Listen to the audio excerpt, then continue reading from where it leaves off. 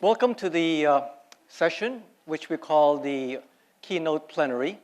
Now, keynote plenaries typically in conferences play three roles. One is to introduce new ideas. The second is to set the tone for the rest of the conference. And the third is to energize the group. But I can see you're already a little buzzed up after the coffee, so that's not needed. So the way that we had pitched this plenary was in two parts, which is actually wrong because we called it a TED Talk followed by a fireside chat. We can't actually call it a TED Talk because we don't have the trademark. We don't have a license to call it that. It's a TED-style talk. And the second is the hotel wouldn't actually allow us to light a blaze on this stage, so we won't have a fireside chat, but it'll be more of a conversation. We have two very important people to introduce here.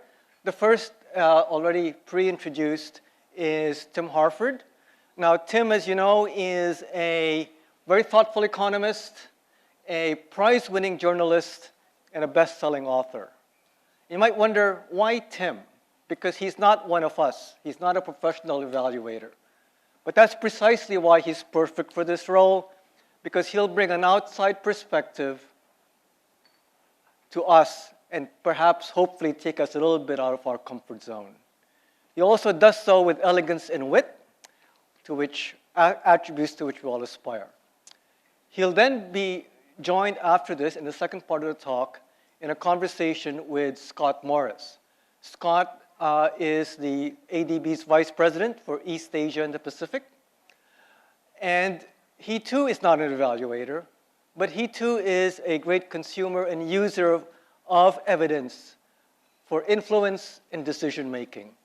In his current role, but also in his past roles as a very thoughtful senior fellow at the Center for Global Development, one of the world's leading think tanks, and for several years as a senior government official with the US government, with the US Department of Treasury and the House of Representatives.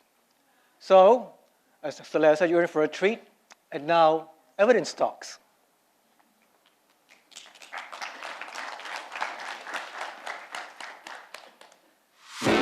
Tim Harford, a celebrated journalist and broadcaster, most well known for his book-turned Financial Times column, The Undercover Economist, in which he responds to daily struggles and concepts with economic advice and explores the economics behind everyday topics. Here now at the Asian Evaluation Week 2024, Tim Harford.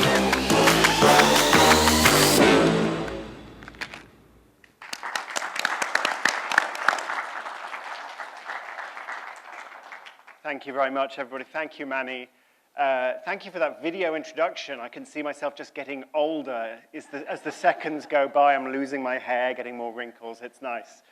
I think about the great circle of life as I watch that, and I think about what it was like to be young.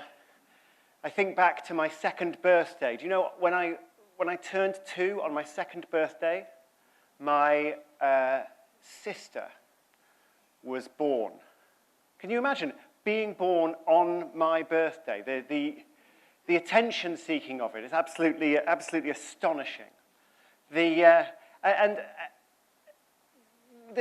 kinds of things would happen. I have 3 younger sisters. So my first sister was born, and then my second sister was born, and then my third sister was born. And every time one of these things happened, I would turn to my mother and I would say, "What's going on? Where are all these babies coming from?" And my mother would tell me something that I think many mothers have said to their children over the years. My mother explained to me, "The babies are brought by the stork. It's a great big bird. You can see the baby in a blanket, and the bird flies in, and it leaves the baby on the doorstep, and that is where babies come from. If you have your own ideas about where babies come from, I don't want to hear them." Now, you may think, look, this is just a story that we tell children. Babies do not actually come from storks. But I can prove, using statistics, that storks deliver babies. If you get the data on countries around the world, and you look at the number of babies born in each country, and you look at the population of storks in each country, and you plot those two things together, you will find the pattern is absolutely undeniable. Countries with more storks have more babies. The way statisticians sometimes call this, this pattern, they call it interocular. It hits you between the eyes. Or you could run a proper statistical test, a scientific test. And indeed, a paper has been published in the scientific literature with the title, Storks Deliver Babies, P equals 0.008. And without getting too technical, that is proof that this is not a coincidence. Now, you may be thinking, what is going on? How can I deliver this statistical proof that storks deliver babies? Or maybe you've already figured out what is happening. If you haven't figured out what's happening, I'm going to give you a clue. Let me put some names on some of this data. Here we have countries such as Poland, Turkey, France. I'm looking at Europe. And here we have countries such as Monaco, Luxembourg, Liechtenstein, the Vatican City.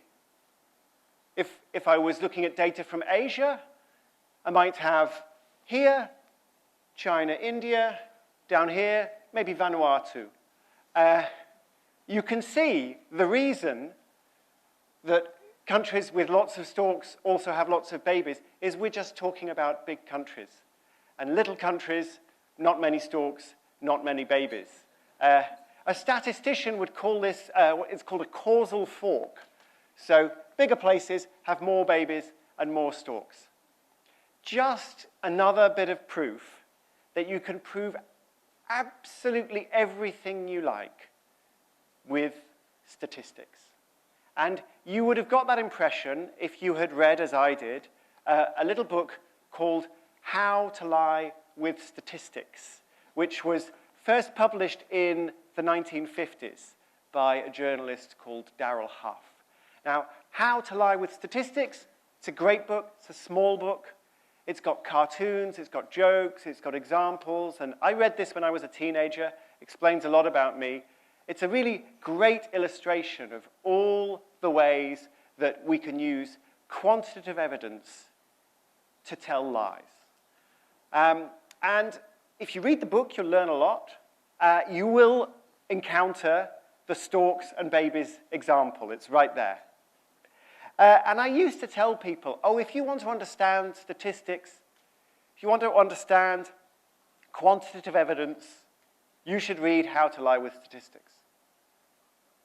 I don't quite think that anymore.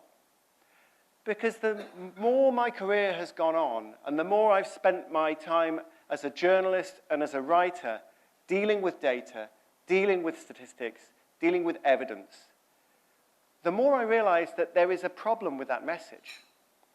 Because in the whole book, How to Lie with Statistics, there's really not a lot about how to tell the truth with statistics, or about how to find out the truth with statistics.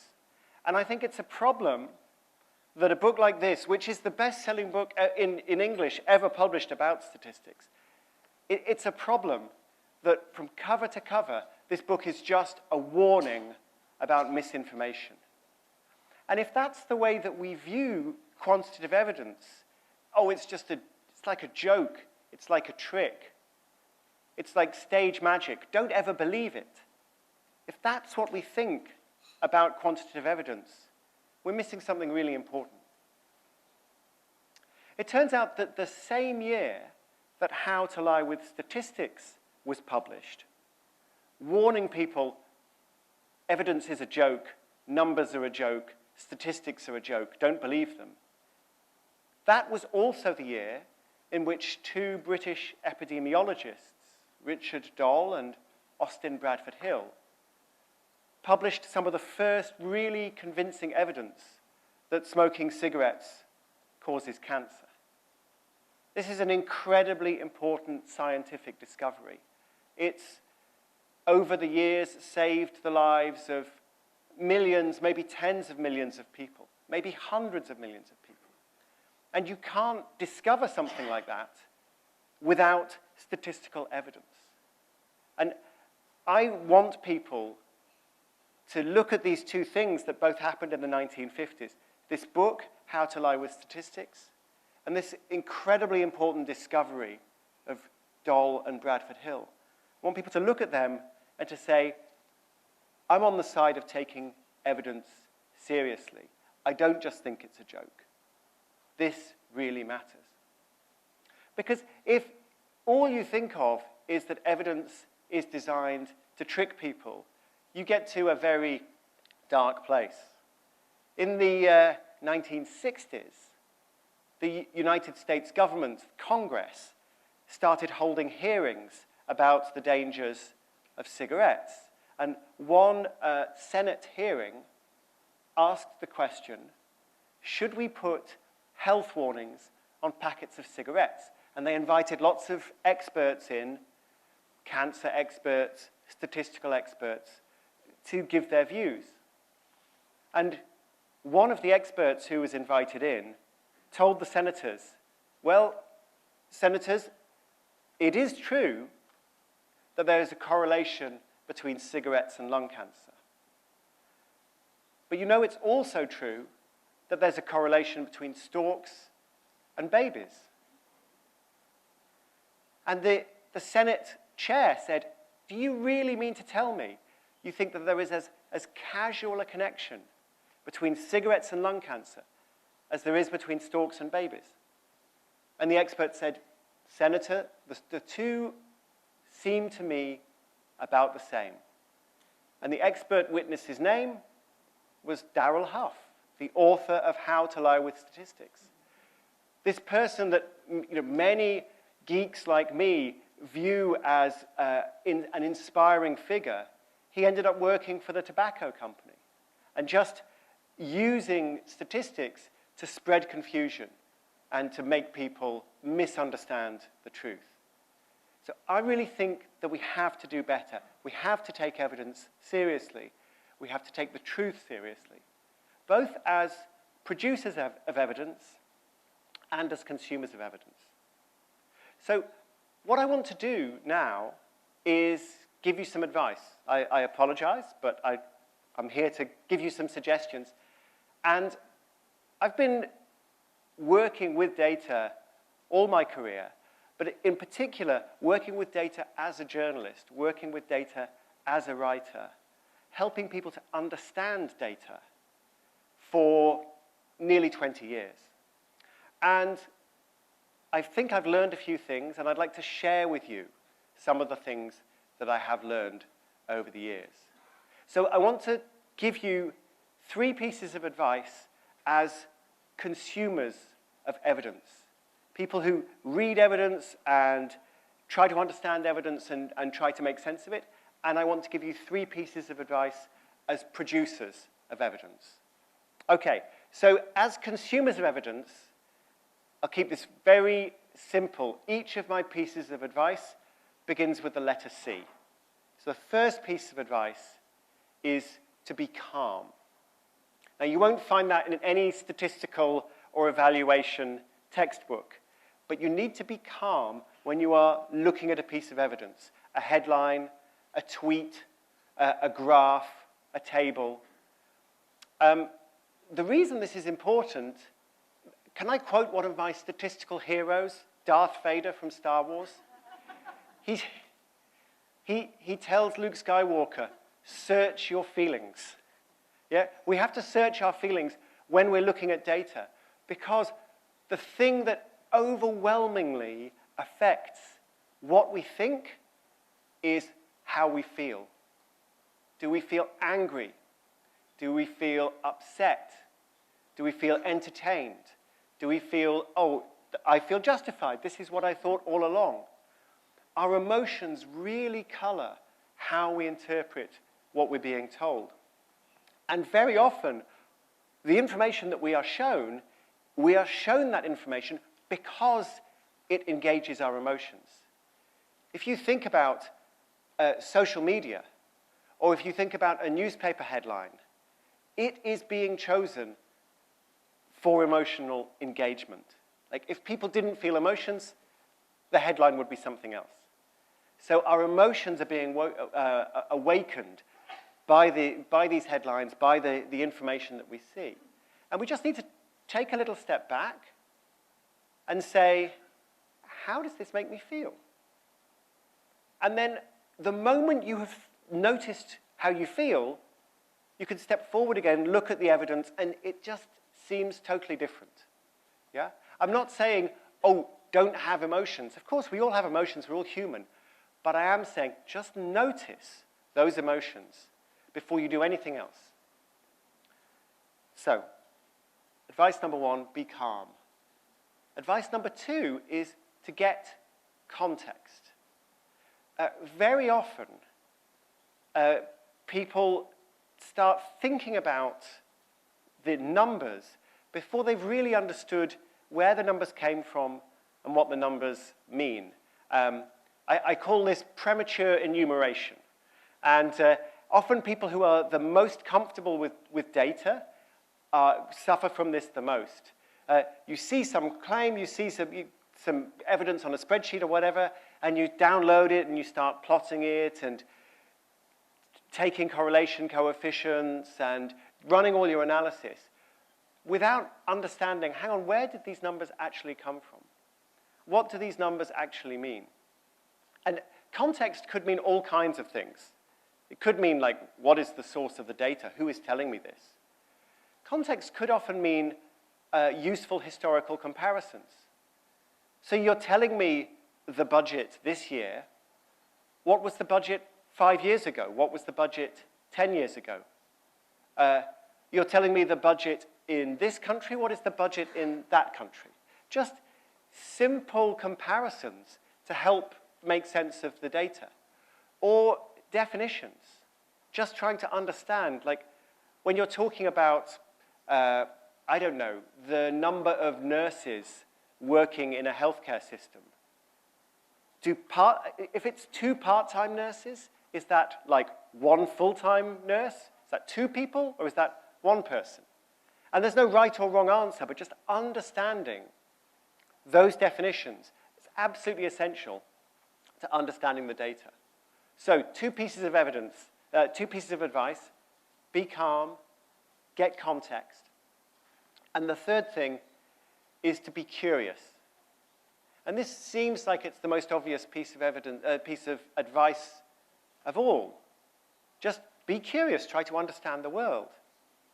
But so often we don't treat evidence as something to be curious about. So often we treat evidence as a weapon in an argument. We are trying to convince somebody of something, to persuade somebody of something. Now, I want to use this evidence to achieve this goal, or use this evidence to win this argument. But actually, the first thing we should be doing is to use the evidence to understand the world around us. Only when you start like that can you do the other things. So be open-minded, open your eyes, and really ask yourself, what do I need to know? And does this evidence help me understand? Does it answer the questions that I have? If, as consumers of evidence, if we can respect those 3 pieces of advice, to be calm, to get context, and to be curious, that, I think, is more help than a PhD in statistics for evaluating quantitative claims about the world around us. But I said I would also give some advice to producers of evidence. And of course, some of the advice to producers is to think like a consumer. How do I present evidence in a way that helps people to be calm? How do I present evidence in a way that gives people the right context? It's astonishing the number of times I see a graph, even in a good newspaper, somebody who should know better. I see a graph, and the graph is plotted, and I just don't know what the definition is. I don't know something even really simple like, is this in nominal terms or real terms? Are they taking account of inflation? I don't know. Just got to give people context. But let me be a bit more specific for producers of evidence, because I think there's some stuff that we can do. So the first thing I would say is try to build in evidence by default. From the start of the projects that we're evaluating or looking at. The earlier you think about evaluation, the earlier you think about evidence, the better quality evidence you're going to get. I mean, let me give you an example of how this went wrong. This is an example from the UK. Of course, when COVID came, the UK shut schools. This happened in many countries. And we realized, oh, there's a problem because the schools are shut, so children will be falling behind. So how do we get children to catch up? And we looked at all the evidence that we had. We had really good, high-quality evidence about educational intervention. And the conclusion was we need tuition in small groups. We need to get a tutor. We need to get a small number of students, put them together. That's how to help students catch up. And so the government paid for a small group tuition program.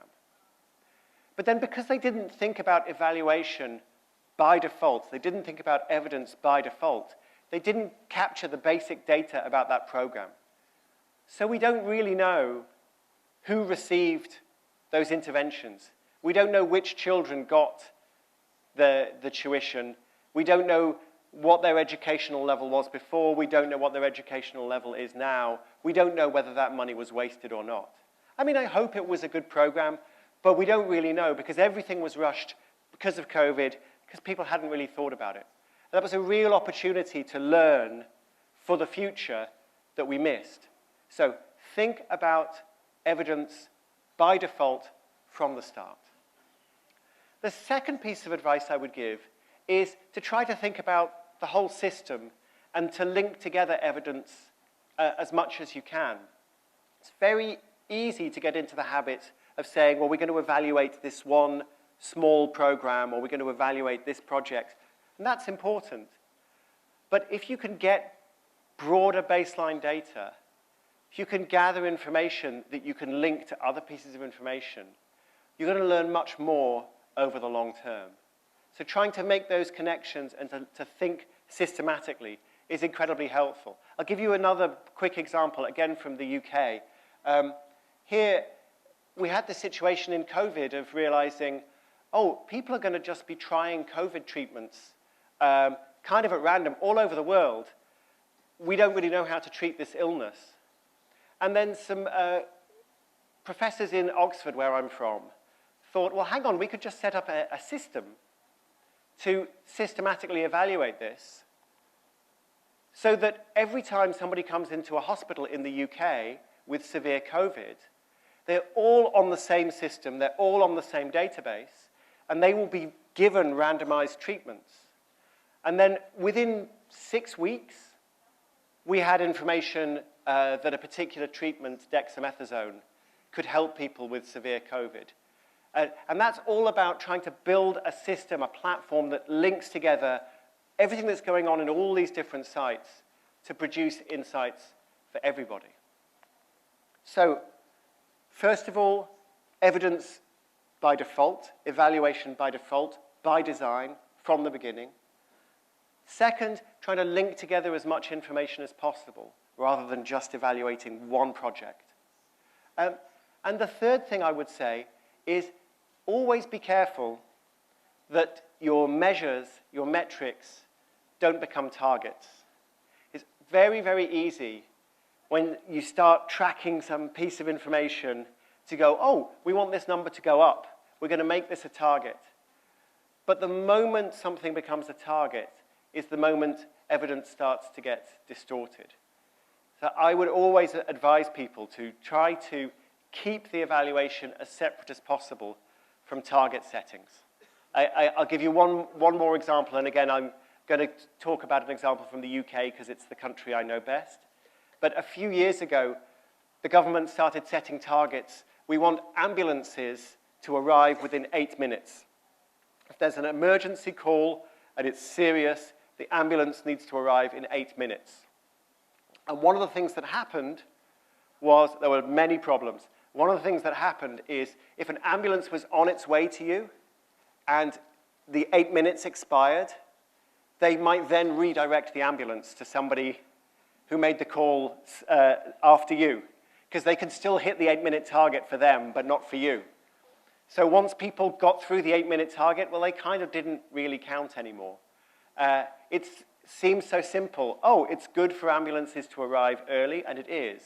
But the moment the measure became a target was the moment things started to go wrong. So I've given you 6 pieces of advice. That's probably too many for a 20-minute talk. As consumers, be calm, get context, be curious. And as producers, think about evidence by default from the start. Think about evaluating broadly and linking together different pieces of information. And don't let your measures become targets. But let me give you one final piece of advice about evidence. One of my great statistical heroes was the nurse, Florence Nightingale, who was active in the 1850s, so 170 years ago. She was a real pioneer of nursing, but many people don't know she was also the first woman to be a member of the Royal Statistical Society. She was a pioneering statistician.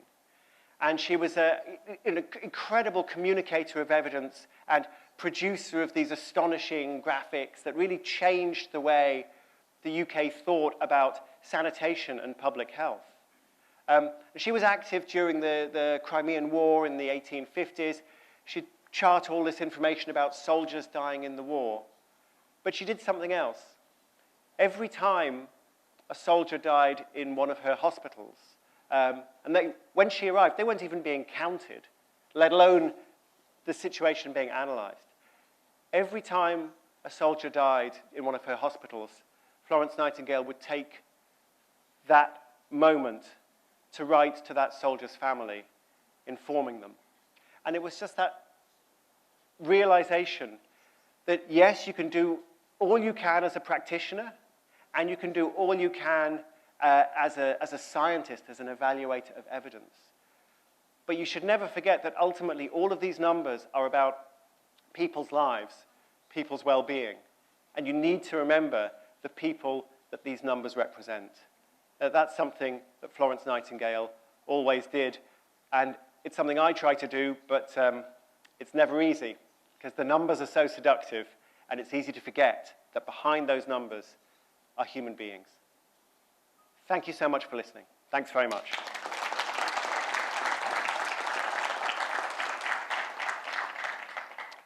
So we now have a very short interlude while these extremely fit gentlemen bring on these chairs.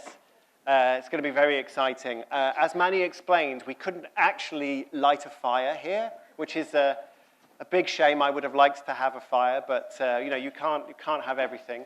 But in a moment, Vice President Scott is going to come on and ask me difficult questions about all the things I couldn't really deal with in a 20-minute talk, and we'll have a good conversation. But a round of applause for our amazing furniture removal guys. And please welcome VP Scott to the stage. Hi, Scott. How are you? Thanks. So, shall I go here? Either one. Well, Tim Harford, welcome to Asian Evaluation Week. And let me say, that was truly excellent. And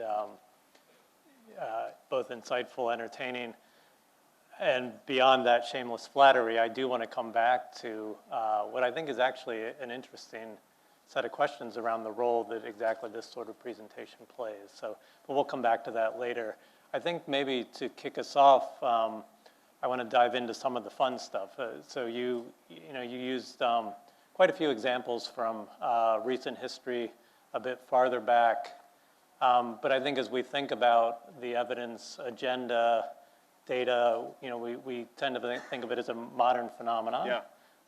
So help us actually understand the longer history, and maybe you have some examples to draw on that go back quite a bit. It goes back a long way. I mean, it's the history of evidence and particularly the history of randomized trials is absolutely astonishing.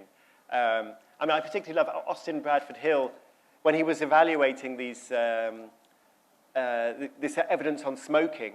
He wrote to every doctor in the UK to ask about their smoking habits, because he realized, if you write to doctors, you know where doctors are because they're all on the medical register, so you're not going to lose them. And when a doctor dies, you'll get a good evaluation of cause of death. So your data is going to be really, really good. So he writes to all these doctors, asking them about their smoking habits. And the doctors realize what he's doing, and it's not very popular because they don't like the sense that maybe smoking is dangerous. And at a dinner party, one doctor comes up to Austin Bradford Hill and says, "Oh, so you're the man who wants us all to stop smoking, are you?" And Austin Bradford Hill says, "No, not at all. I just want to know how you die. If you stop smoking, I want to know how you die. And if you keep smoking, I want to know how you die. So stop smoking or keep smoking, I'll chalk up your death anyway. It'll be very useful." So, I mean, this is a good example, I think, of really being data-driven. I should say, by the way, also, Austin Bradford Hill trained as an economist, which is probably how he got to be so charming. But it goes further back. I mean, you said that we think of evaluation as a modern phenomenon, and evidence as a modern phenomenon. And in a way, it is. So Austin Bradford Hill ran the world's first rigorous, double-blind, randomized clinical trial. And he did that. That published its results, I think, in 1948. So you think that is after the atomic bomb, that is after aeroplanes, that is after the invention of the computer. And the randomized trial it's such a simple idea, right? You give the treatment to some people, and you give a control to other people at random. It seems so simple. The idea that we really only perfected how to do that in the 1940s is extraordinary. But there are examples going further back of people trying to do this. So there was an Islamic scholar who, in the 9th century, did what seems to be a clinical trial of treatments for meningitis. And he found, I think, that bloodletting cures meningitis. So bloodletting doesn't cure meningitis. So there was obviously some problem, and we think probably it was that the trial wasn't blinded or properly randomized. So he was looking at people and going, okay, you get the bloodletting treatment, you don't. You get the bloodletting treatment, you don't. And it looks like a controlled trial, but it wasn't properly randomized, probably is the problem. And then, since we're here in China, very, very often China is the pioneer in everything, technology, science, everything. So again, a pioneer in a controlled trial. There was a trial of ginseng root. So they gave ginseng root to one group and no ginseng to another group. And both groups got to run 1 mile. And then they examined the effects.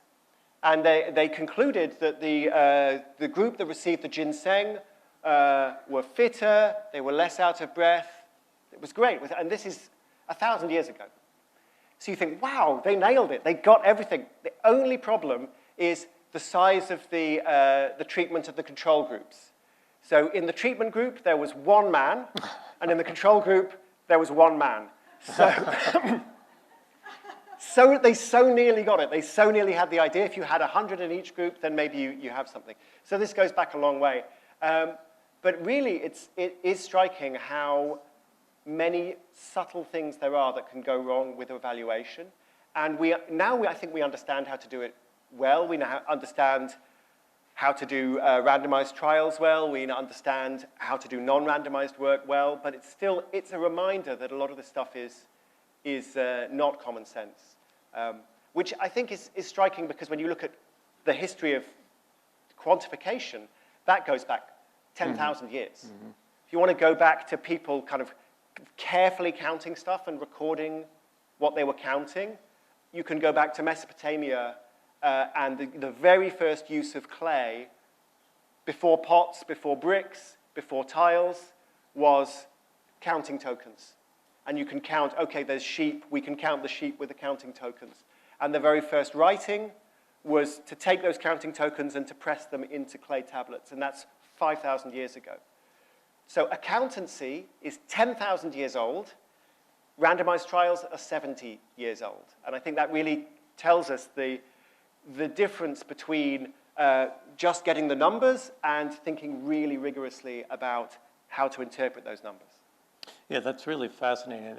And the bloodletting example, I think, is a good one for, if you don't do it right or well, it's probably worse than not having done it at all. I mean, because you've produced bad evidence and misinformation. By the way, for the audience, just to say, I have my own questions. We're going to spend some time on them, but I will turn to you later in the discussion, so please be thinking about questions you would want to ask Tim a bit later. So let me preface this next question with a bit of a personal bio. So I spent much of my career in large government bureaucracies in the United States, but then I had this 10-year period right before I came to ADB where I was at a think tank. And it was a very sort of luxurious time of it's me, it's a research assistant, and maybe collaborate with other fellows, but you're not really having to think about a bureaucratic structure, or, I had the luxury of learning and then advising, and that was that. And then I come to ADB, which is coming back into a big bureaucracy. So I find, the question that is often in the forefront of my mind in the past year that I've spent at ADB is, how are we learning as an institution? Yeah. And one thing that strikes me, and it harkens back to my earlier experience in different government roles, is I do worry sometimes, and this is not to pick on the ADB because I think this is a general comment, there's a little bit of the illusion of knowledge in the sense that, we have very deep channels of information flow, for multilateral development banks that has a lot to do with our relationship with government counterparts. So we have access to reams of data coming from those governments' data that we generate. And then we have dedicated functions in the organization, like the evaluation function, which is essential. But I keep coming back to this larger question: how do we learn? How do we know we're learning? How do we know that we're adapting to what we learn? So, I'd be interested on how you situate this agenda in a bureaucratic context, basically. Yeah, and organizations do change, but they change slowly and they learn slowly. And I think if I had the answer to that, then I probably wouldn't be a journalist. I'd be running some amazing organization doing amazing things. But so one I think important idea is biases in the flow of information. Like, what information gets gathered, what information gets shared, what information do people pay attention to, and what information do people ignore. There's a very interesting study of this by the Harvard Business School academic Amy Edmondson. So very early in her career, she was studying the effectiveness of surgical teams. So there was this idea that they'd looked at aeroplane crews, and they thought, aeroplane crews who are fresh will make better decisions than aeroplane crews who are tired. And it turns out it wasn't true. And the reason is because the airplane crews who were tired, sure they were tired, but they'd also had more experience working with each other.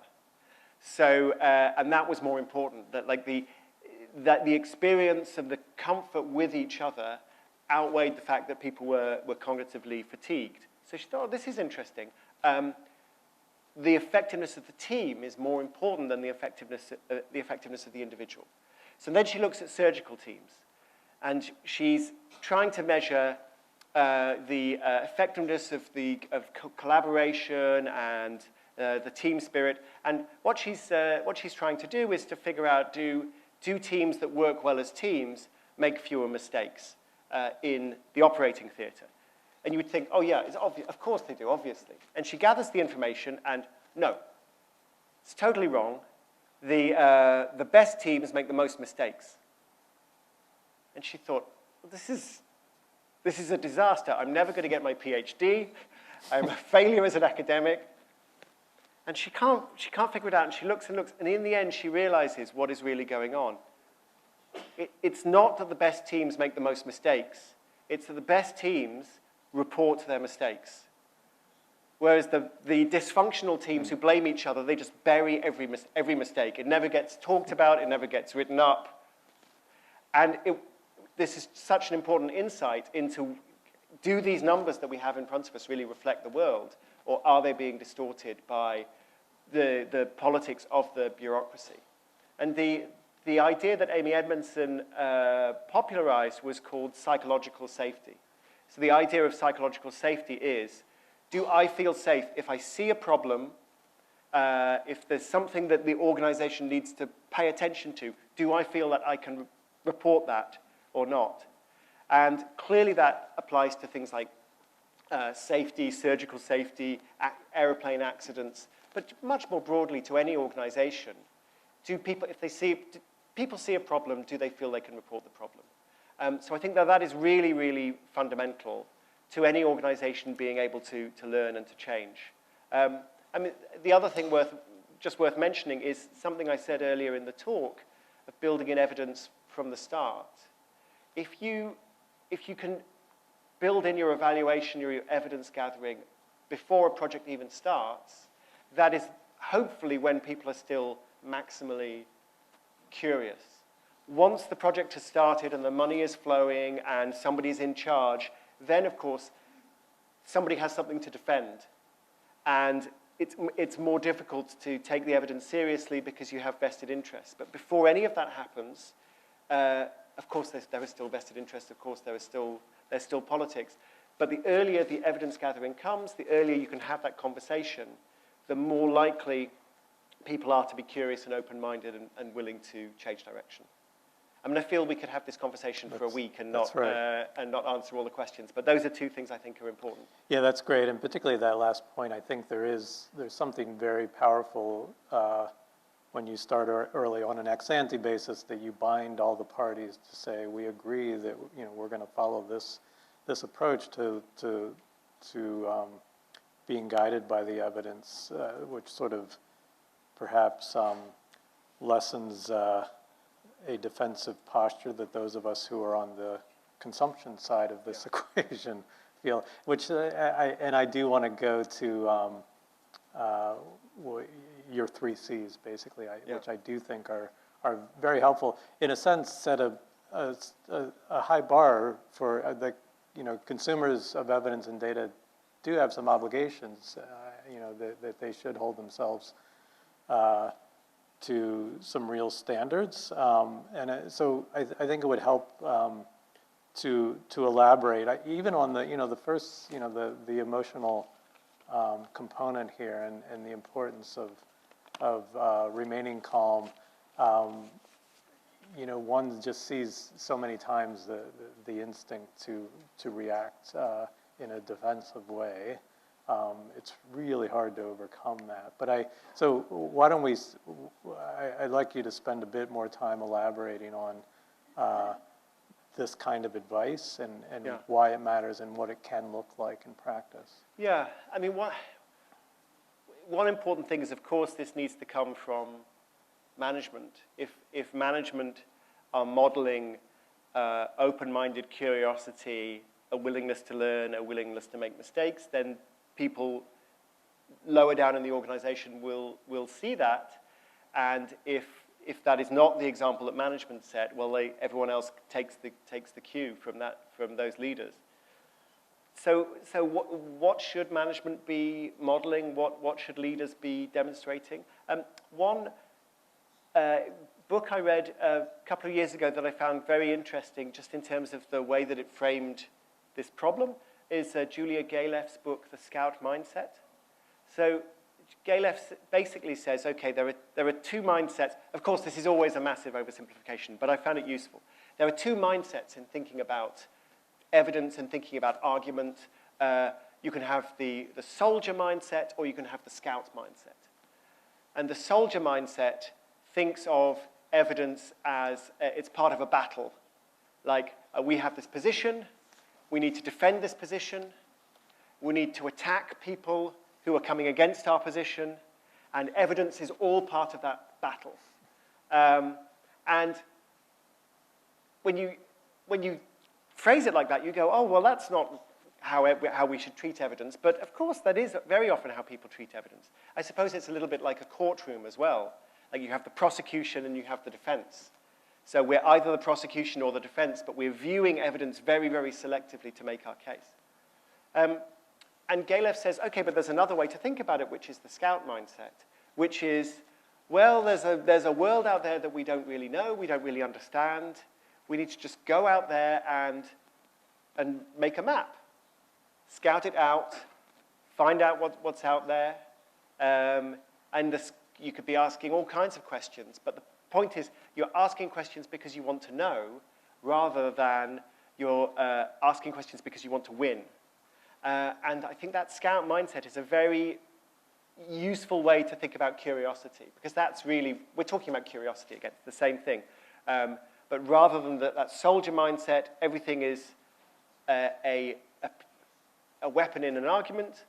The scout mindset, which is basically, I am just going out there and I'm trying to figure out what's going on. I've always found that to be a useful way of thinking about things. And yes, to come back to that, if leaders in an organization are modeling the scout mindset rather than the soldier mindset, then everybody will take that cue. Yeah, that's great. I've often thought there's a lot to learn from relationship counseling for bureaucracies, and namely, the instinct to be right and show that you're right is not a helpful instinct in a lot of contexts. So it's a lot about how you approach the evidence you have and conveying it. So I very much appreciate that. I don't think we can have a conversation these days about virtually any aspect of public life, but certainly the use of data that does not grapple with artificial intelligence, and maybe putting that in a context of technology, generally digital technologies. I guess let's try to frame this discussion a bit narrowly on, because we were talking last night over dinner about thinking of AI in terms of risks and opportunities for developing countries and their economies broadly. But if we focus the conversation here on what it means for the agenda we're talking about, I mean, how would you sort of scope out both risks and opportunities, and where are we going on how data can be generated in remarkable ways, and then marshaled, and how should we be thinking of this as a set of professional evaluators? Yeah. So I mean, AI is obviously very exciting. I think the thing that we forget, we think very much in terms of like, oh, is the AI better than the humans yet? Whose job is it going to take?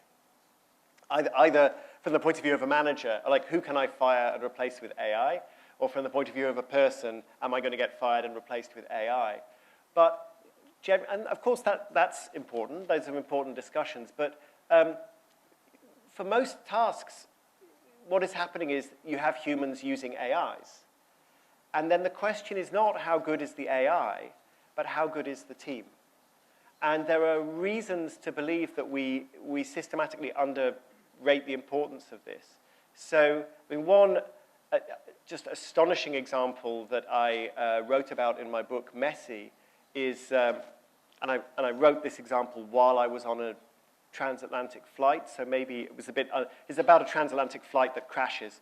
The Air France flight from Rio to Paris in 2009. And what happened there was, this is a perfectly good aircraft, nothing wrong with the aircraft, that the pilots crashed because they were used to the autopilot flying the plane, and they were used to the autopilot helping them fly the plane in all kinds of subtle ways they didn't even really understand the help that they were receiving. And when they flew into a storm and some sensors were temporarily iced up, the autopilot switched off, handed control of the plane to a young pilot who didn't have much experience, who was feeling nervous, and he then started to move the plane around in a way that if the autopilot was engaged, it wouldn't have let him do it. So he pointed the nose of the plane up. The plane was already very high, and so the plane starts to stall like that. And it's such a basic thing. A pilot should not stall a plane. But this pilot was used to the idea that you can't stall a plane. How you can't stall a plane because the autopilot won't let you stall the plane. And they spent several minutes just stalling, down, right down into the Atlantic, killed everybody, just because they just couldn't understand what was happening now that the autopilot was off. I think it's just a reminder that we can rely on these artificial systems in a way that we don't even notice that we're losing our own skills. And there's a much more recent example, which is less dramatic, but much closer to contemporary AI. Actually, there are two examples. One involves job recruitment. So researchers at Harvard Business School gave job recruiters an algorithm that evaluated resumes and helped say, okay, this is the best resume, this is the best candidate. And this was a randomized trial. So some job recruiters, and these are real job recruiters, real resumes, and the software is commercially used. So this is a very realistic trial. So some of these recruiters were given the best algorithm. They were told this algorithm is excellent. Some of them were given a degraded algorithm. They were told this algorithm is quite good, but sometimes it makes mistakes. And some of them got no algorithm. So the question is, who did the best? And people with the algorithms did better than the people with no algorithm. Of course, the decision support you're getting from the artificial intelligence helps. But people with the best algorithm did worse than people with the degraded algorithm. And the reason is the people with the best algorithm were like, okay, fine, the computer can decide. Whereas people who were told, well, this algorithm makes mistakes, they were still engaged, they were switched on, they were paying attention, they were looking at the advice of the algorithm, but they were also contributing their own insights. And the title of that study is called Falling Asleep at the Wheel. So it's this idea of you hand over to the computer and then you stop thinking. It's a problem. So the interaction between the humans and the computers is really important. And there's another recent example, a study that was done of brainstorming. Same basic problem. You think, oh, ChatGPT is amazing at brainstorming. But what happened is you ask people to brainstorm, to generate lots and lots of ideas in a team. And if you give them ChatGPT, which you would think is the greatest brainstorming tool ever developed, what happens is the researchers said it's like people had resting AI face. They just sit there going, huh. They stop talking to each other. They just type into the computer gives them some answers. They're like, okay, whatever. Because they don't really, they get stuck. Oh, it's kind of like an internet search. I just type in the answer, I get back the answer. The exercise is over. So just to step back, I think the really, really big question with AI is how do we make these AIs work in a way that brings the best out of the humans, rather than designing the AIs to just maximize the performance of the AI. There is when we think about the possibilities of digital technology, there is an amazing example that doesn't involve AI if we've got time. I'd love to tell you about it. So I already talked a little bit about the recovery trial, which is designed by two Oxford academics. There is another amazing thing coming out of Oxford. So I apologize, because I'm from Oxford, so I'm giving you all the cool stuff from Oxford. But it's a platform called Open Safely.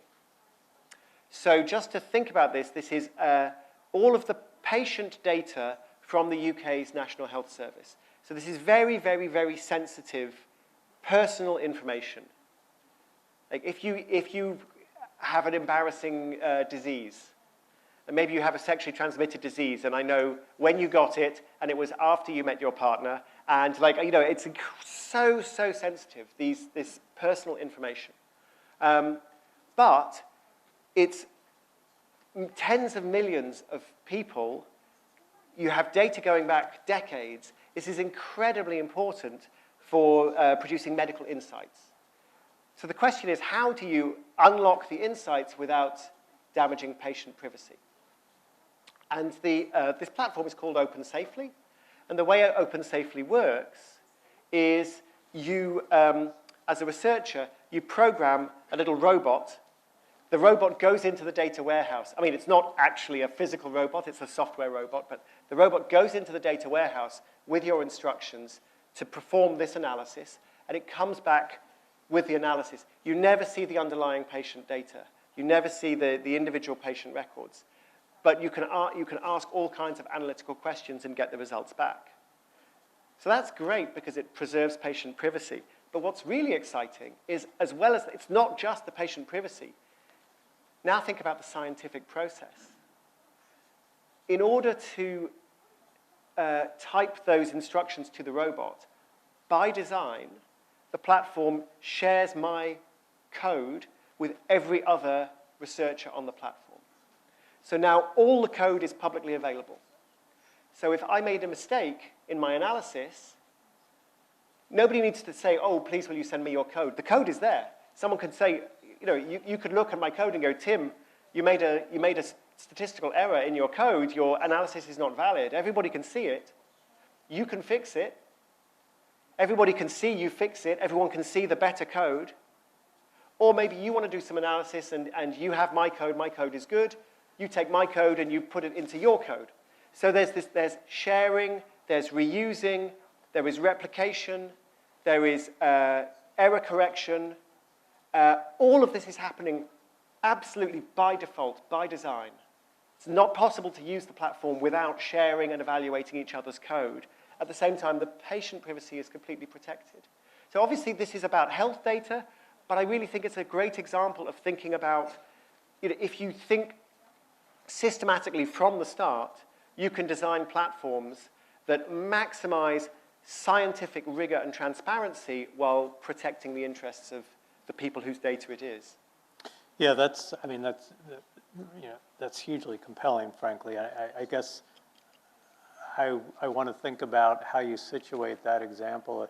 I mean, number one, you know, there's a public context. I mean, we would want to see, say, a smart and enlightened government adopting that kind of practice across the, you know, using their instrument, whether it's, you know, the power of regulation or otherwise, the funding to research institutions that would, but, you know, we can't necessarily count on private actors to be so enlightened. I guess the bigger question, I'm curious how you think about it, is in these moments when we have innovation and technology adoption moving much faster than the ability of public actors to respond, do you worry a lot about it, or do you tend to think, well, over time, sort of smooths out, we're okay, we have earlier historical examples, but, you know, I do feel like we sit in a moment that feels less like we can draw on historical examples.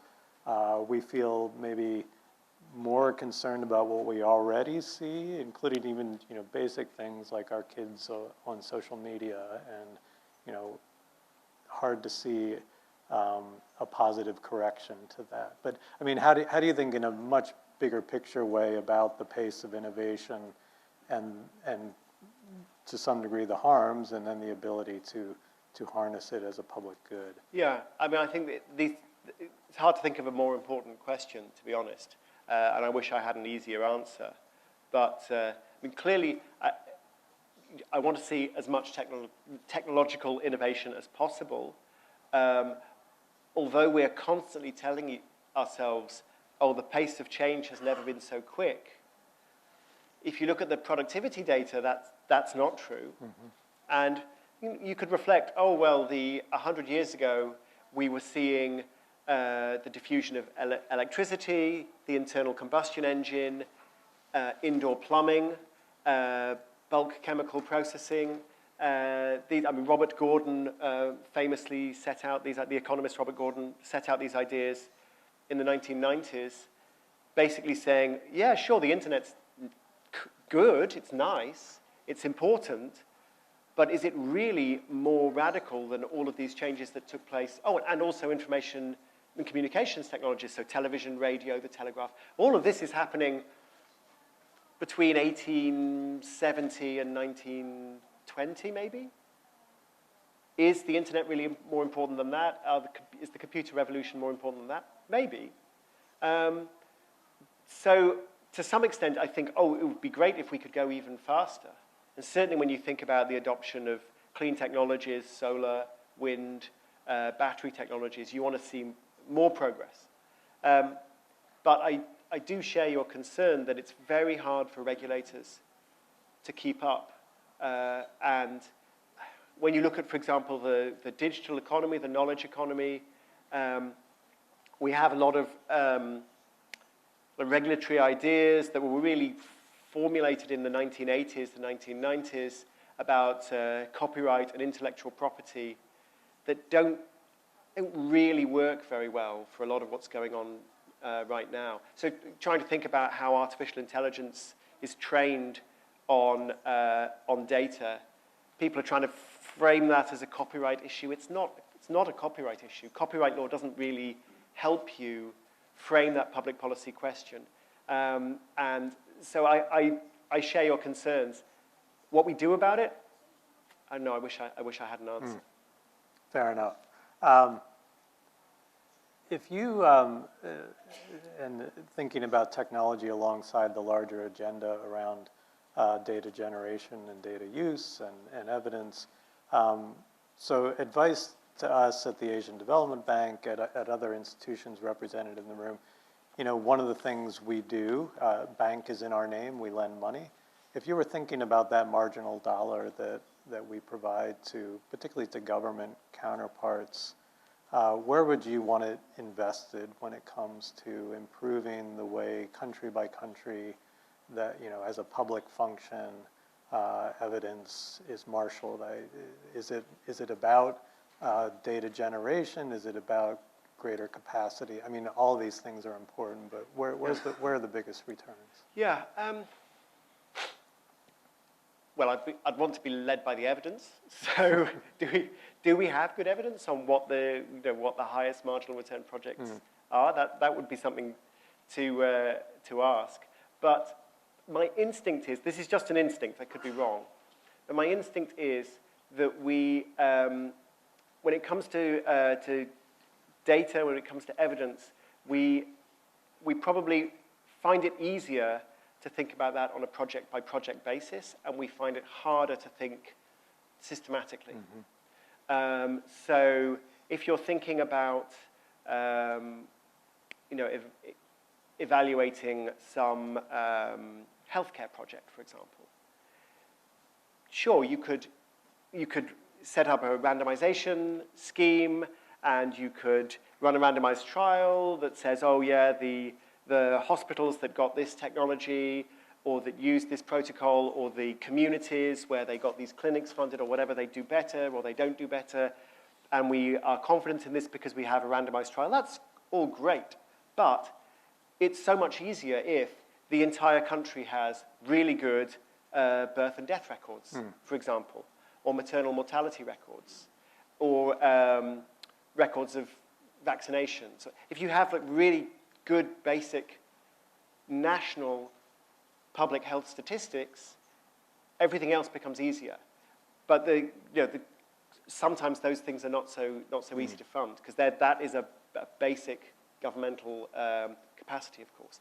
Even better is if the national statistics in one country are in some way comparable with the national statistics in another country, and then you can start making international comparisons. So the better the underlying data, the broader and the more robust the conclusions that we can draw. I mean, really interested by some of the work that Raj Chetty's team is doing in the United States. So Raj Chetty is kind of this amazing economist who's now like half my age. He's just absurdly young. But some of what they're doing is they're looking at really old randomized social experiments. Some of them going back, I think, to the 1960s. A lot of stuff from the 70s, some from the 1990s. So quite old stuff. And they're linking that to really sophisticated administrative data. So, for example, tax records. So you could go, oh, some of these kids got into this kindergarten program in like the 1960s, say, on a randomized basis. But we can link that data to tax records. And so we now know what those kids are earning today. And so by linking what was actually quite a small randomized study to much broader data, you get much more insight. So I think that's something that my instinct is to favor. Another thing, maybe just to mention briefly, is the usefulness of good systematic reviews. So, and I can't believe I'm going to tell you one more thing that came out of Oxford, but please forgive me. So there was this Scottish doctor called Archie Cochrane, who was a real pioneer in the 20th century in evidence-based medicine. So he would do things like run randomized trials, and then when everybody saw the data, they would be like, oh, this is a terrible, unethical trial. You need to stop the trial. And then he would show, oh, interesting, because I actually swapped the data results over. So in fact, the thing that this is like heart surgeons who have these special heart wards. He's like, oh, it looks like the randomized trial actually shows that your specialized heart wards are damaging patient health.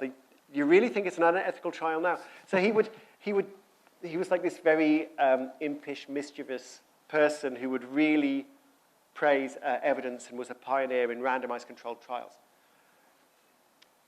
In the 1970s, a few years before he died, he started saying, it's a real problem. We have all these randomized trials in medicine, but there's no systematic, well-organized place that you could go to view these randomized trials. So if you want to know, oh, if I give steroids to somebody after a head injury, is that helpful? These trials have been done, but where's the public repository of all the evidence? And then after he died, an Oxford academic called Ian Chalmers set up the Cochrane Library and the Cochrane Collaboration in memory of Archie Cochrane. And anybody who knows anything about medical evidence knows Cochrane is it's this global organization, an amazing resource that just systematically puts together all of these different studies of, does yoga prevent incontinence? Well, there's a Cochrane review. We could all of the studies that were done of this. What's the evidence on deworming? What's the evidence on dexamethasone or whatever? All of these things, Cochrane have done a study. So it's an amazing resource, and it's quite cheap, really, in terms of the amount of money it takes to just assemble the data that's already been done and review it systematically and evaluate the quality of the evaluation. It's really important. Now, we also have the Campbell collaboration, which is the same thing but for social science and public policy. And there's a development database as well, isn't there? Is it 3E's? 3IE, yeah, 3IE. Which is here at the conference. Yeah, 3IE. So, yes. which is cheap, but I think it's good value, right? It's good. Yeah, it's good value. But it's hard, I think, to get these things funded. That's right. When they're absolutely, it's a fundamental kind of resource that is kind of actually nobody's problem, right? Yeah. And so my instinct, and I would like to have better data on this, but my instinct is that these kind of systematic overviews and trying to get baseline coverage gets undervalued, and what gets overvalued is project-by-project evaluation, which is, is also important, of course, but if I could nudge people to think more systematically, I would. Yeah, that's great. I mean, this basic dilemma of cheap but underinvested, Yeah. it's a real challenge. I'm going to turn to all of you in just a minute. I'm going to come back to the question that I previewed at the outset. So this is sort of what it is that Tim Harford does for a living. And so I said this to you a bit ago before this talk. It's been my observation that as economists get old, they start to rely more on stories than they do on citing the literature. And you can interpret that either in a kind way or an unkind way. And you can see me in the video getting older and older and older right. and telling more and more stories. Yeah. But just to say, we could think, well, maybe they're getting a little lazier as they age, and it's easier to tell a story than but actually, I suspect, and as I look at your work, it's much more about recognizing the need to go beyond the technical. That is the base, but when it comes to translating into the policy world in particular, there's a really critical bridge there, and that is where, from my perspective, exactly what you do in, identifying the compelling examples, creating the narrative, to some degree entertaining. Those are all elements that need to be adopted to a greater degree. It can't strictly be,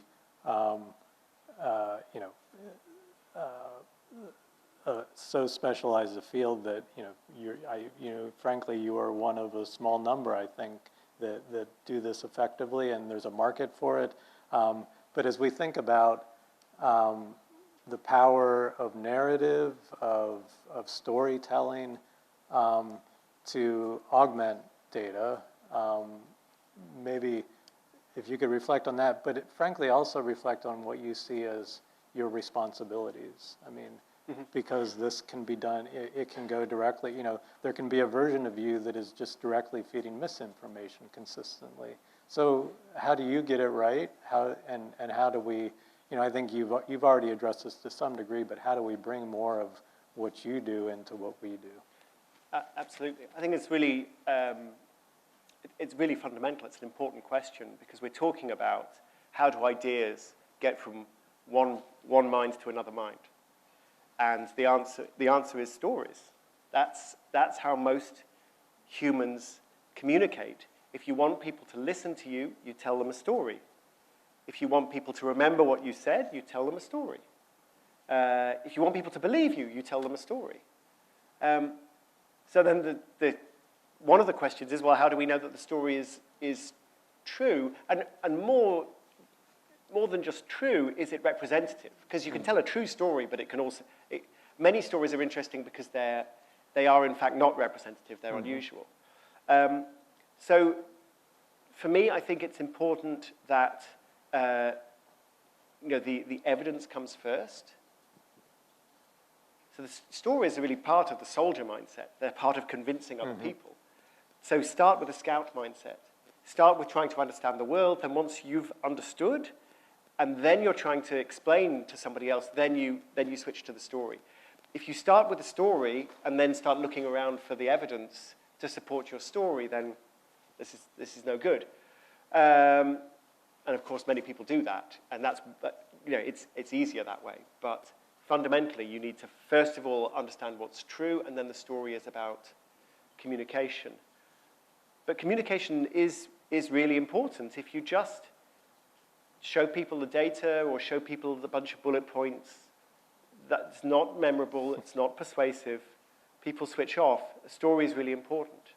Now, we could talk about the craft of storytelling and how to make a really compelling protagonist, and you need a twist, and you need a story arc, and you need character growth, and you can get very sophisticated about this, but I think for most people, you don't need all of that. It's often just, could you please just give me a specific example? Yeah?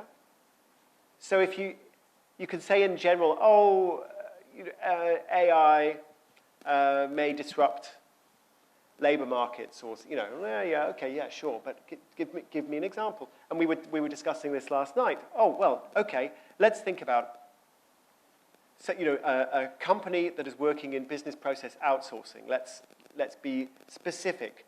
Where are they based? Okay, they're based in Kuala Lumpur, and this company provides services to, and you list, oh, they work with these people, and they work with these people, and let's meet somebody give them a name, who works for this company, and what is their job, and every day they log onto their computer, or they pick up their phone, and inquiries come in, and this is what they do, and then just imagine bringing in Claude or GPT-4, and this is how their job would be destroyed. And suddenly I'm like, oh, okay, I get it. Because you can say, oh, yes, AI might disrupt labor markets, but I don't know, what are you talking about? You give a specific example, and then, okay, now I see, now I understand what's going on. So just being specific and concrete about individual named people doing things or having things happen to them, and that is just incredibly clarifying. If they're heroic, if the story is heartbreaking, then sure, that's more emotionally resonant. But just for clarity, just to be really clear and specific about what you're talking about, and then you can show the graph. Then you can present the data. Sure, but now I understand what you're saying, and I think that's really important. So data first, evidence first, find out what's true, then find the story, and then when you're communicating, you start with the story, and then you can present the evidence. That's great. And when I said aging economist, that was when I was supposed to name names, but I'm not going to do that.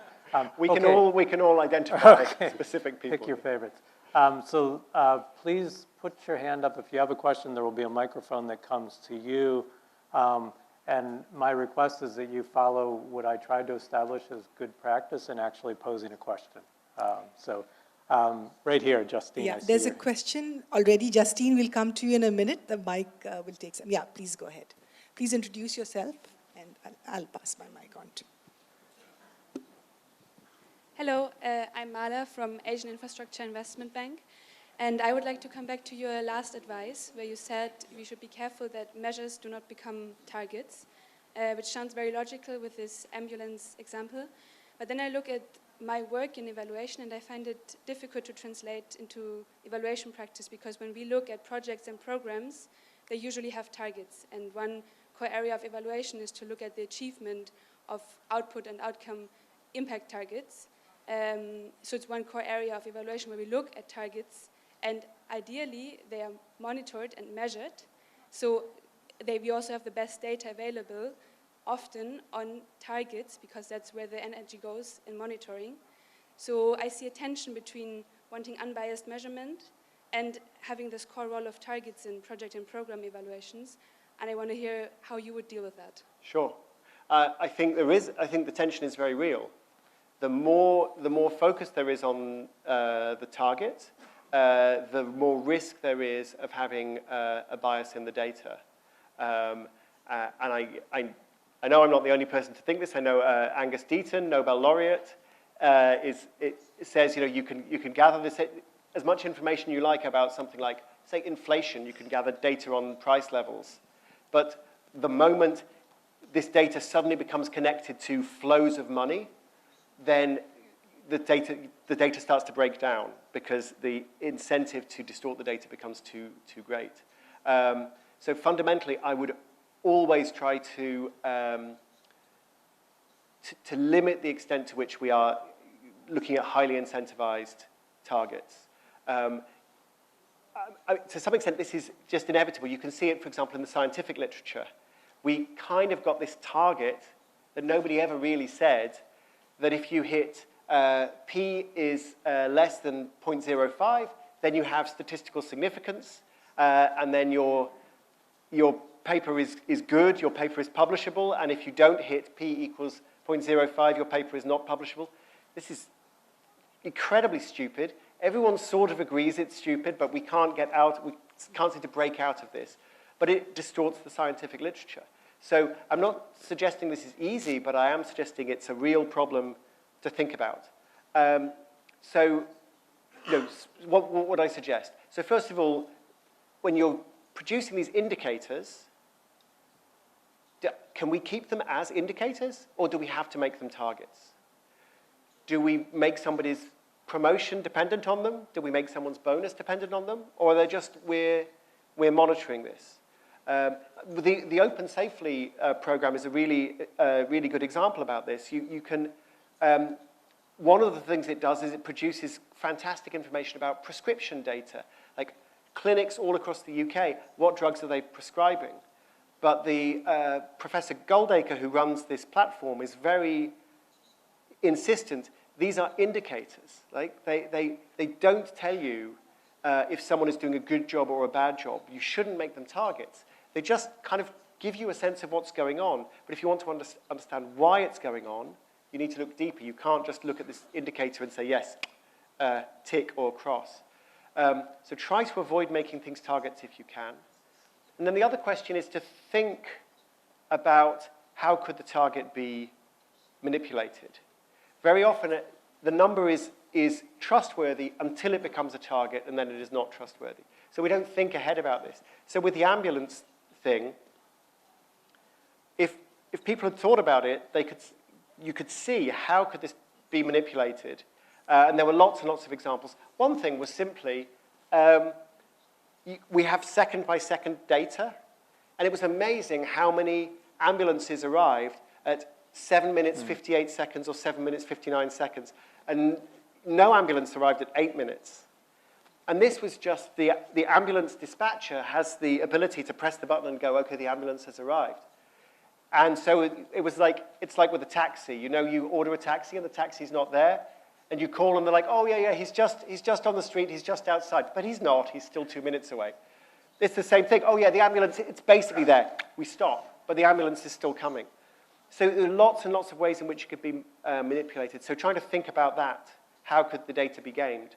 But I don't pretend that this is just let's just not have targets and it's fine. I mean, I realize there is pressure to have targets, but we need to resist that pressure because it causes distortion every time it happens.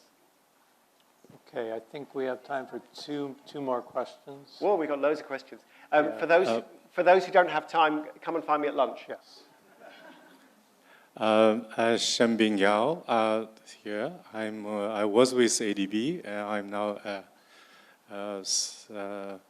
visiting fellow in Shanghai.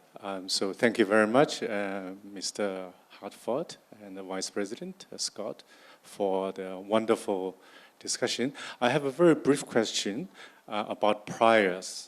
About what do you do with priors in all this evidence-based work, evaluations.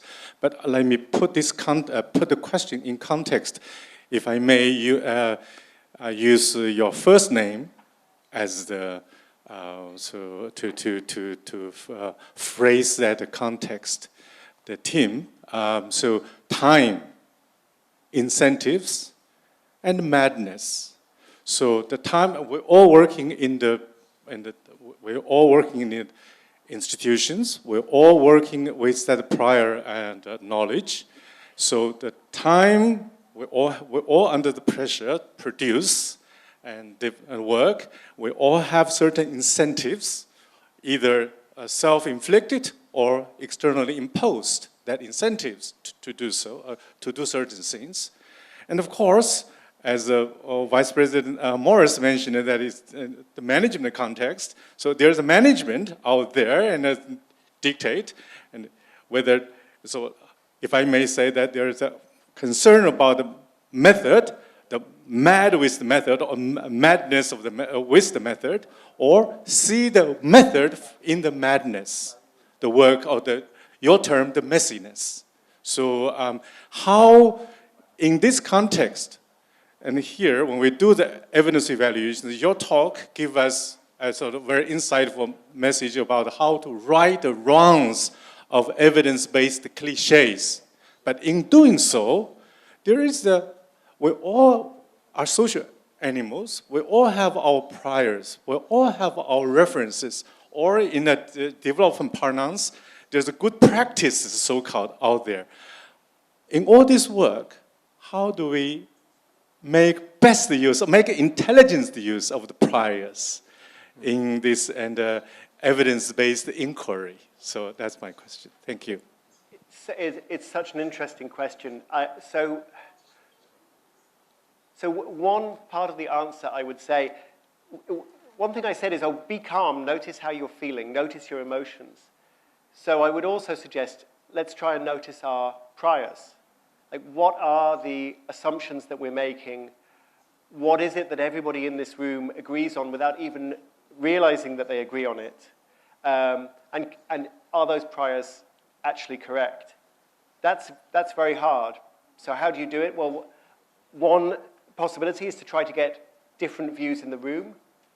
So if you bring in people with a different background, with a different perspective, that often feels aggravating.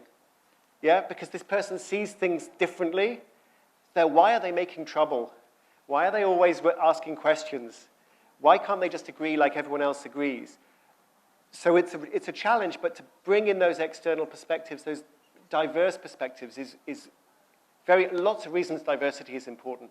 But to have those diverse perspectives lets you understand what your priors are and whether those priors are helpful or whether they're getting in the way of the truth. So that's one thing. The second thing is that we can always try to shift our priors. And so when I talk, for example, about building in evidence by default from the start, that could just be a prior that we all try to agree on. Like when we're looking at a project, when we're thinking about what we're going to fund, what we're going to support, just to have that as being, yeah, and of course, what's the baseline data? Can we agree on the aims of the project? Is that a prior that we can all agree on? But I think it's a little bit like Scott's question earlier about how do organizations change and adapt. I think in some ways it's a brilliant question, and in other ways it's such a hard question because we know that this is really difficult stuff. But that's what I would suggest. Okay, I'm afraid we are going to have to leave it there. I'm sure there are a lot of good questions from the audience. As Tim said, he will be joining you all for lunch, so feel free to approach him then. I do want all of us to express our thanks to Tim for what really has been an excellent 90 minutes of insight. I learned a lot. I expect you did as well. So let's give him a round of applause. Thank you, Scott. Thank you.